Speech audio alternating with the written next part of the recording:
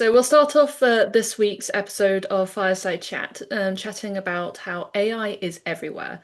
And this has come up because, John, you've just come back from Shop Talk, and you had a couple of comments when you came back, and how AI is generating more output, but not necessarily more outcomes. So we've got more content, more co-pilots, more dashboards, and things like that, but not more necessarily clarity or speed where it actually matters.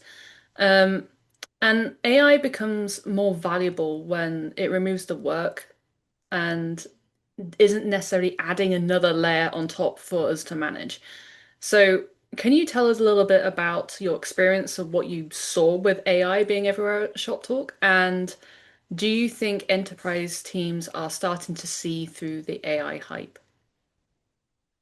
Yeah, well, first of all, I mean, you don't even have to go to Shop Talk, I think, to see the just the AI hype. I mean, it's everywhere, right? There's noise everywhere. Everyone's talking about AI. Whether you're like a software vendor or you're a solution provider or you're just a company trying to figure out how to use these tools. I mean, it's definitely everywhere. We're in this hype cycle for AI. And I think everyone is just trying to kind of sort through, all of that noise and just figure out what's real, what can we take, advantage of, how can this help my business? And so yeah, I was at Shop Talk, which is kind of one of the premier events in retail and e-commerce. We go to it every year. It's a great community. There's a lot of retailers, brands, a lot of leaders there. And I think really what struck me most is certainly there was AI everywhere, right? You look at every vendor's booth and they have some sort of marketing tagline that is about AI, right? Um, but what struck me most is all of the different meetings and conversations that I had there. The conversation has shifted for sure towards not just should we use AI inside of an enterprise, a brand, a retailer, but also like, well, why aren't my tools and why isn't the AI that my team has and why isn't the tech that we've invested in, why isn't it doing more? And I think that's kind of the theme that I kind of left with is that I think a lot of leaders are looking at the investments that they've made over, years, in some case decades into their technology. They have the data, they have the tools, right? They've really built this stack, this tech stack up over, several years, and they're just not getting the return. And it's because there's a gap between um, all of these tools in their stack. There's a gap between insights, right? Data. You have, in some cases, like dozens of different tools that are responsible for, analytics and reporting, and very few technologies are kind of sitting across like key workflows. Very few things go end to end. There's a lot of these like, kind of siloed tools. So what's interesting for us and when I think what makes us super relevant in this conversation is that, AI is certainly here, but AI is most useful if you can actually start to run workflow across your organization end to end. So the same process flow and the same person and the same technology that helps from insight to, in our case, identifying insights and experiments to run to actually deploying those experiments out to the site.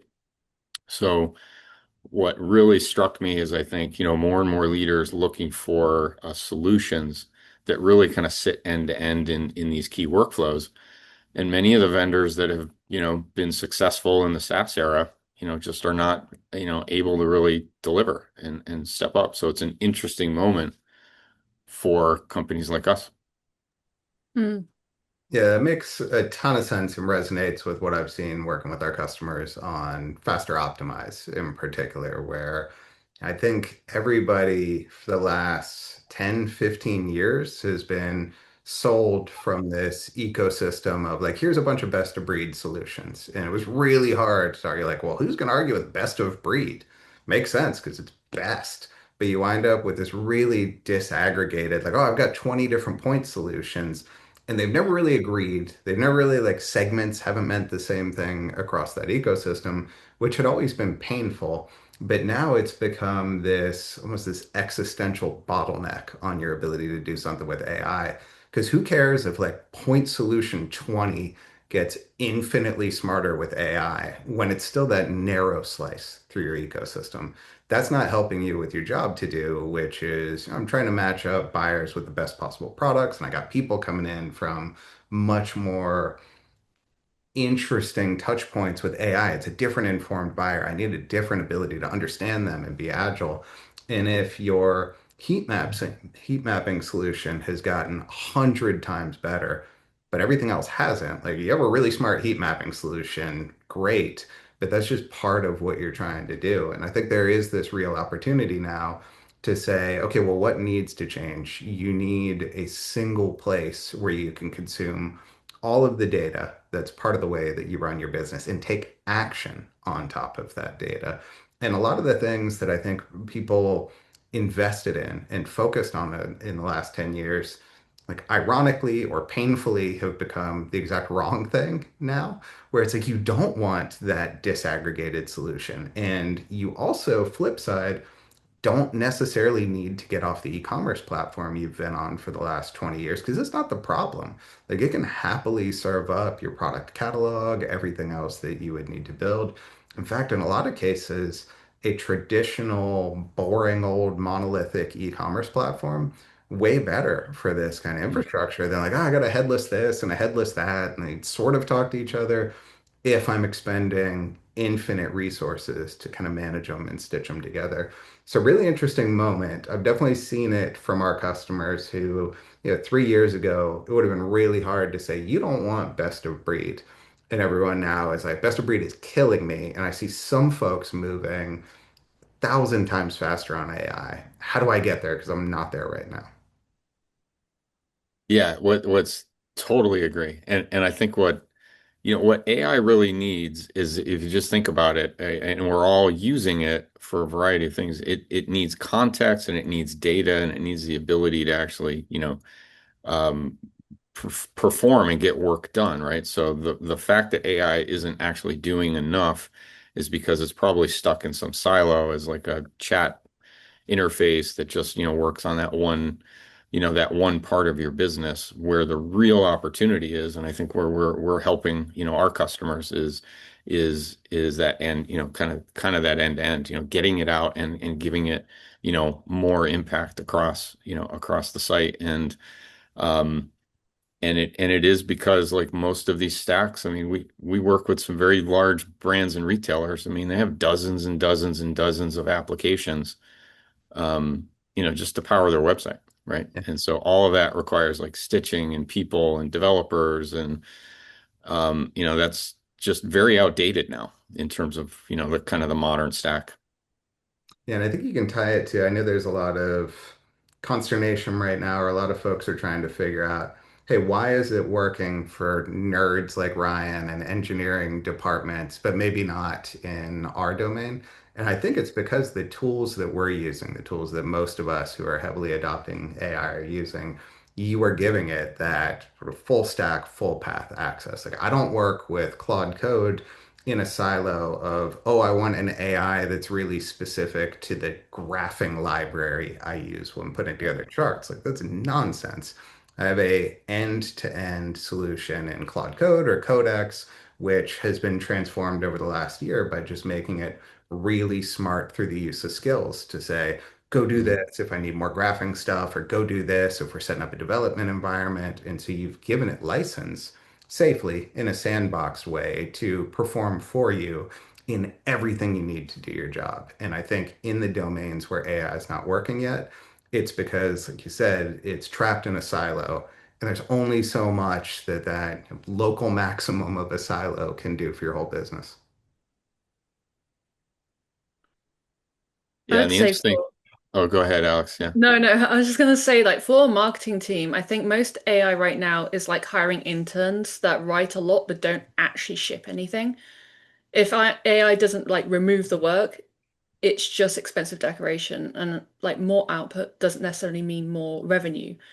And I think that's the thing that a lot of our customers are facing, like the marketers, the CMOs that we've been talking to have been experiencing. They know there's a tool out there that it's just getting it to function and do what they need it to do to drive the revenue and drive that growth. Yeah, and then just think about all the different people that you have to interact with. So if you're, if you're a marketing or a merchandising or an e-commerce, leader, traditionally you'd have like all these different siloed apps, and that there's a business process that kind of sits along that. So you have, let's say your team that's kind of designing the campaign, who then hands it off to the team that's going to kind of build that campaign, and then to deploy that campaign, and then to, get it live on site, and then to set up the analytics, and then to analyze the analytics and, feed those insights back to the team so that they can see how their campaign went. But just think about like what larger organizations have. They have all these different siloed apps, but they've also built kind of roles and specialties along that, kind of that journey of getting work done, right? It's all, at the end of the day, it's all just about getting stuff done. And so not only do they have like these siloed apps, but they also have all these people along that journey. And so what AI really wants is it wants to be able to kind of run that workflow. And so with what you can do is not only remove some of those siloed apps and empower like a process to move, but you can also start to consolidate roles. And the same person can be the one who comes up with the idea, designs the idea, launches the idea, tracks it, right? And then you can just have in an organization more and more people shipping, to use the analogy that Ryan, you just used, right? But that just requires you to just think differently about how you get work done, in your company. Yeah, and I think that segues quite nicely into our second topic and talking about how everyone wants their teams to move faster, test more campaigns, more personalization. But when you're looking at how the team actually operates, anything meaningful changes depend on developers and multiple tools, like you've said. So, Ryan, I know you have like a deeper opinion on this, because we've spoken about it many times. Is this actually a people problem, or is there a deeper issue with architecture? And I know you've talked about like the best of breed, but care to elaborate a little bit more on that? Yeah, I think this is one of those where it's tricky because it is definitely a both, and it has a people problem and an architectural problem. And I do think, as we were talking about, you can get so siloed. And well, I've got tools that can only perform this one job, but I also think as we who have been performing in organizations where maybe you're part of a team of five or a team of 10 or larger teams of 30, you think too much if you've been doing that too long of, well, I've got this one job to do and this role to do, and I expect that I'm going to be in meetings all day where we're going to be, I'm handing things off to another person, and I've got this department or this product or this bit of my workflow that works a certain way, and I expect to operate on a day of lag on anything that we decide or anything that we try and move on that campaign that I want to launch. That's a campaign that I just know intuitively that's a 3 week project because we're going to need copy from someone. It's going to need to be proofed, and we need to talk to these two vendors, and we need to get set up so the heat maps actually have segments in them. And it's a lengthy process that I think a lot of times we see customers maybe self-censoring or reining in their own ambition on the things that they would test because they're like, well, I'd love to test a radically different PDP layout if I see that somebody landed here from Claude from Anthropic, or I land here from OpenAI. I want to show that user a different story, but I know I can't because that's a 3 month development project, the old way that we do things. And so what I'm gonna do is say, let's make this rectangle a little bit rounder or change the text that's on every PDP because that's within my control. And I think that's really unfortunate because it means you're missing out on the opportunity to benefit from these tools that say, Well, I don't need to wait for anyone to create that campaign, understand the data, launch the next campaign. Switching to a mode where you're thinking that I no longer have the luxury to say that I'm going to have to wait for other people, but now I have to push myself to say, well, the normal course of action is that I have 10 things in flight at any given time. I'm not working on them.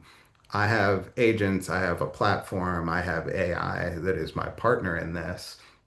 But it's really hard to rewire yourself to think, well, like that's a different way of thinking because you are juggling a lot more stuff, but you're also accomplishing a lot more stuff more quickly and thinking that, anytime I'm waiting for a handoff, that I'm costing myself days of AI productivity.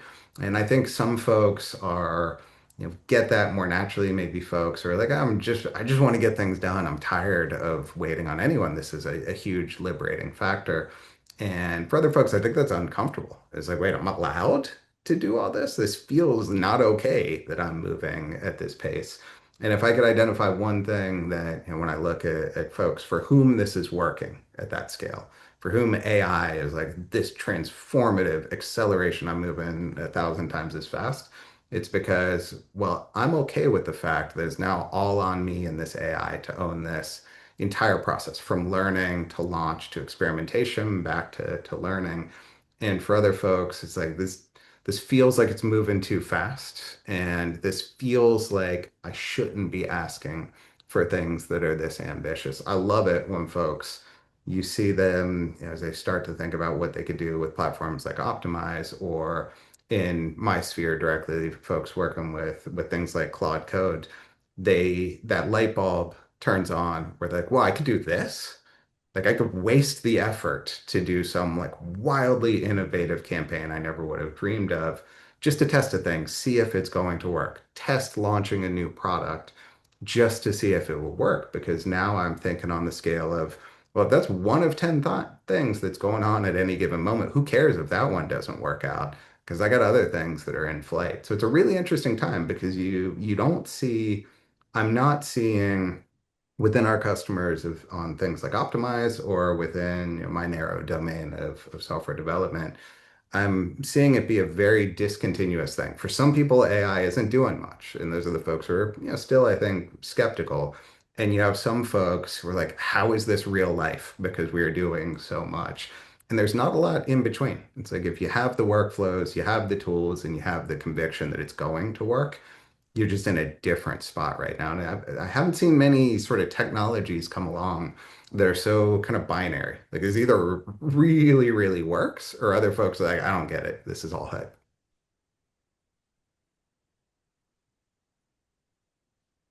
Totally, totally agree on that. I think it's definitely separating um, the real change makers from, just kind of the average. So the other thing that kind of comes to mind is that for the ones that are really pushing the pace, right? So the customers we have for, you and your team, Ryan, right? When you're really pushing the pace, you now have a set of agents and you now have AI doesn't sleep and it's always on and it's always optimizing and it's always surfacing and so it needs to be, it needs to be, reviewed, it needs to be guided, it needs to be trained just like any other, just like a human, right? And so I think the pace of that, that prompting and that tuning and that, and that oversight is, is important. And it can be intoxicating for those that really get it and see it and really tap into it. And it can be daunting for others. So I think we're at this moment where people are trying to figure out how do they get more done. And it's really just about kind of leaning into the opportunity. And it's like you now have like you now have, agents and technologies and more resources at your disposal than you've ever had. Um, and you could never have enough people, to do what you can do with AI, but you just have to work differently in terms of how you kind of approach the technology. So, every morning you're looking at the conversations that occurred yesterday, you're looking at the insights that surfaced overnight, making decisions right then and there, and then you go and you kind of deploy and you run some new experiments today and you guide it in the directions that you need. That type of pace of work is amazing when you embrace it. Yeah, and I think that that audacity of expecting that, I should be able to hand off this idea to a virtual fleet of 100 people who are going to crank away at it for hours at end. Yeah, I feel that on the engineering side all the time, where I wake up expecting to look at 5 different prompts to see like, oh, I grinded on this for 5 hours overnight.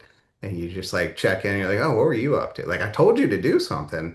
I wake up every morning like, I wonder what this is going to look like because I sent them on maybe a couple of side quests and a couple of main missions what I wanted them to do. And you wake up, and a lot of times you get that feeling, well, that's magical. I was sleeping. I told you what to do and set you on that mission. And then I woke up and I'm like, this is really nice. Like, this is a really cool product to be able to put in front of customers.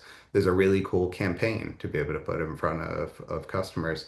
That's just different. We've never had the luxury of that. No matter the size of your organization, for one person to be able to take your vision, your ideas, soup to nuts, and launch things that are unbounded in their sophistication and complexity. To your point, it changes psychologically. Like, what should I be thinking about? What should I be attacking? What is if anything is possible, that's great. Let's think of really fun ideas.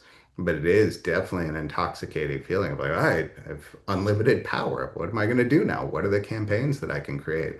And when you see people turn that corner, it is pretty magical. And you're like, oh, so excited for you. You've reached that enlightenment that now you have a platform and a conviction that this is going to work for you.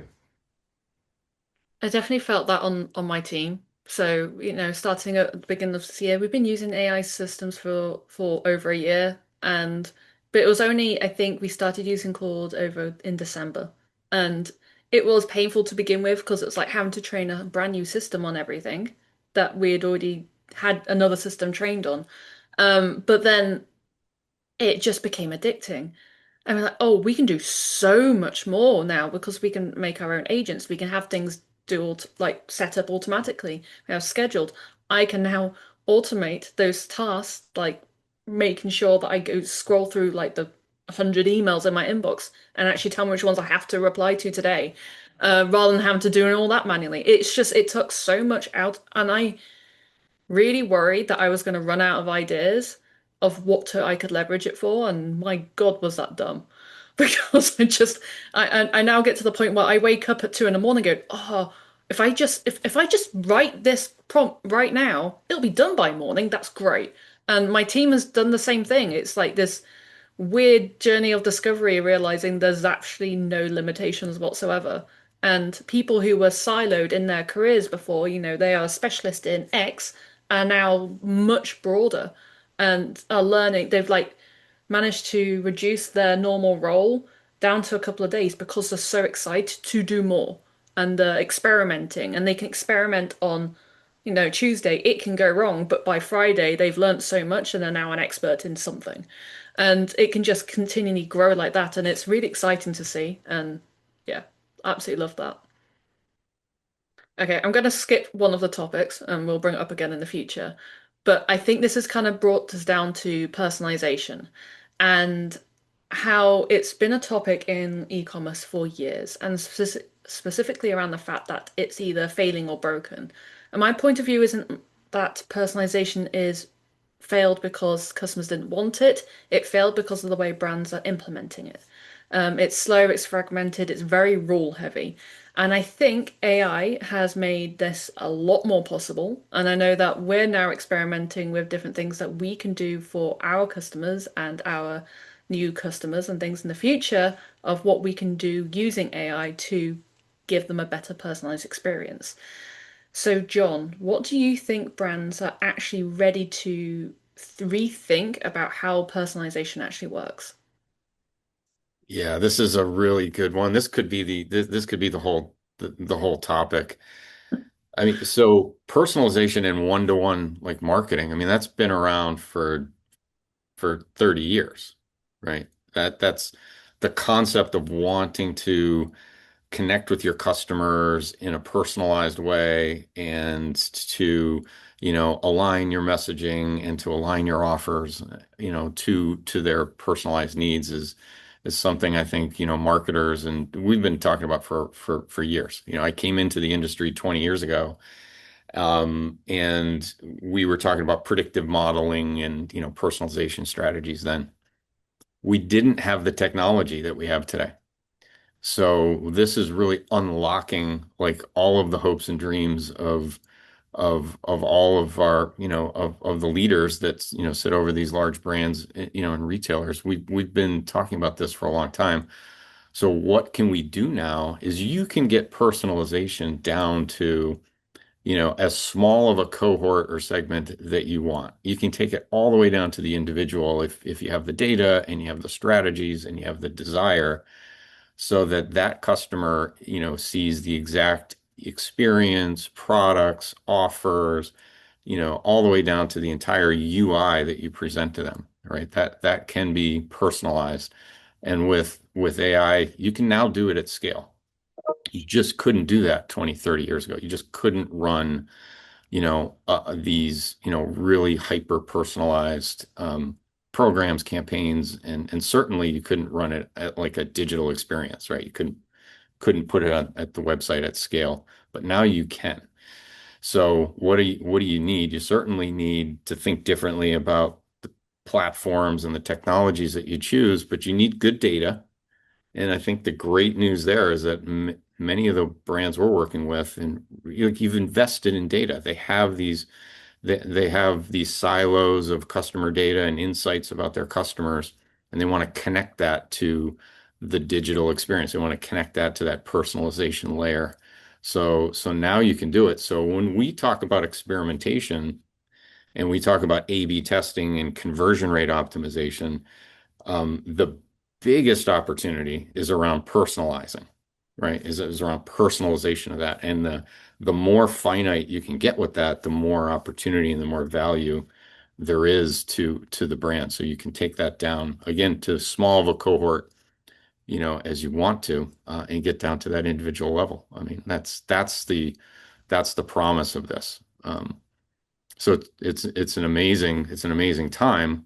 You have to start, smaller. You have to start testing these theories, and that's where A/B testing and experimentation really kind of brings us home, because now instead of, a thesis, you actually have some data to back up the fact that this personalization strategy, when paired with this price, this incentive, this product, this promotion, or this experience change, it actually returns, right? You see a conversion rate go up, you see higher revenue.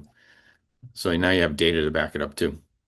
Yeah, and I think a lot of this, what's liberating now, but again, big mindset shift compared to how personalization and segmentation worked historically, is now you can be both much more ambitious about how different each of those campaigns are. So bigger opportunity for a signal, but also much more aggressive in terms of how frequently you can make changes. And so we like to say the effort is so low, you can afford to throw away ideas now. You could afford to, in the past, where you might have been like, well, I got to take a pretty conservative approach to personalization because we got one shot at this a quarter because it's got to get through a roadmap for a development team. If you could do 10 things a day, then you could take a flyer on some campaigns without a huge amount of risk to your revenue streams and say, hey, for this narrow audience, maybe I'm gonna, for the first day, roll out this very different experience to 10% of people. You are in no way going to hit statistical significance at that population size, but you could start to scale up as you're starting to see early returns of like, hey, directionally, this is interesting enough not to be a disaster.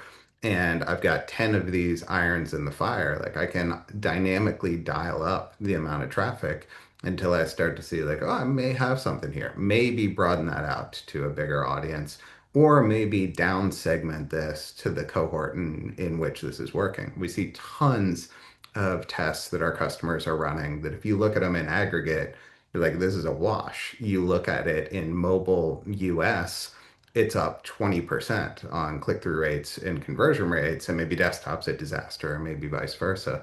But then you could say, all right, well, perfectly fine to maintain this type of campaign for that audience, this other type of campaign for another audience. That's how the site just works now for that audience as our baseline. And then you iterate on that one and you iterate on that one, and you wind up with very authentic, tailored experiences down to increasingly narrow cohorts of users. Like this is the perfect landing experience for US mobile people who came in from GPT. And that's very, very different than somebody who came in from Google because they're using AOL and it's 2005. It's those are different audiences, treat them differently. Now you can because the effort of creating those experiences has dropped to near zero. And that's just so different from any moment we've ever had. Yeah, thinking about the way that we used to design and build and create those personalized experiences, think it's even something super simple like the you may also like banner that you'd get on the PDP. It's so narrowed down to that one, those four products that you're recommending. And then you think about if you do have the time and the ability to create a quiz on your website or something like that, that people can check their answers, tell you information, and then you give them a personalized result. But to create that, you are having to think of all those different pathways. You're having to think about or create each one of those like those results, and that takes time and effort. And I know that because I used to do it all the time.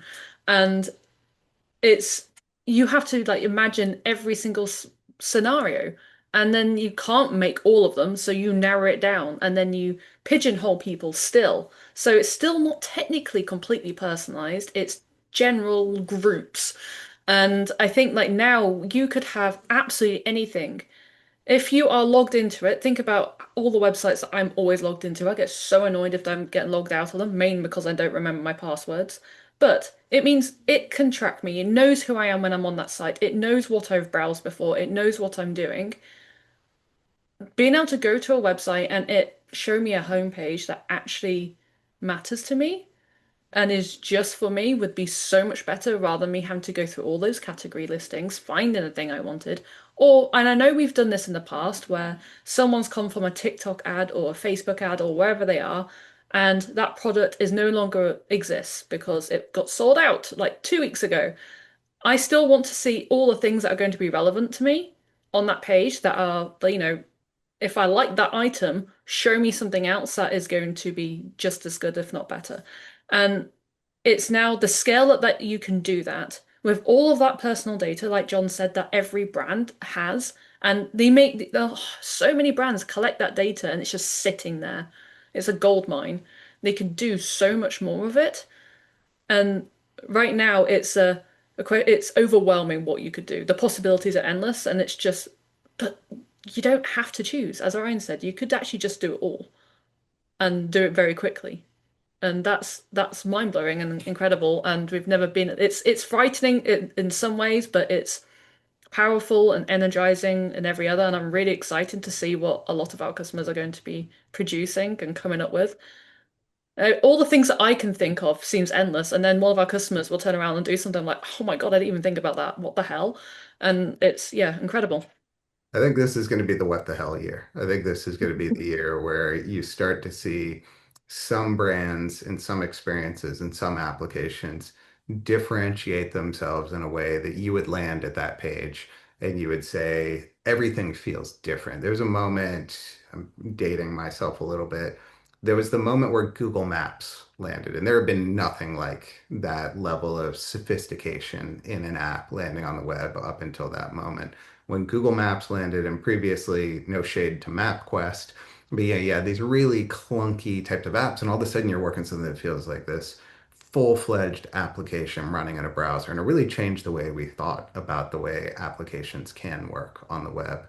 This is going to be the year where people start to land those truly personalized but useful, usable experiences that when you land on that brand site, like, I'm really excited to see what you as a brand have done because it's captivating and it speaks to the thing that I'm interested in. And now show me what you guys have coming up next because I'm interested in your story and I'm interested in what you've learned about the kinds of trips I like to take or the kind of clothing that I like to consider at this time of year. Because something's coming up and I've really engaged with this content before, you're not going to show me something that's irrelevant to me, and I'm going to feel like this is a application that helps me understand your brand in a way that's going to be really authentic, really different, not a bunch of clutter. And it's going to be, hey, this is how I engage with this brand, and I'm going to want to come back and shop from you in the future because you got me to what I was interested in much more quickly. And there's going to be a real separation there between folks who are all in and start moving at that speed and folks who are held back by the way they're thinking or the way their stacks allow them to operate. Hmm. Well said. Yep. And I don't think we can top that. And we've gone over time. So we can wrap that up here. And thank you so much for chatting. Absolutely love it when we go off on these tangents and have these conversations.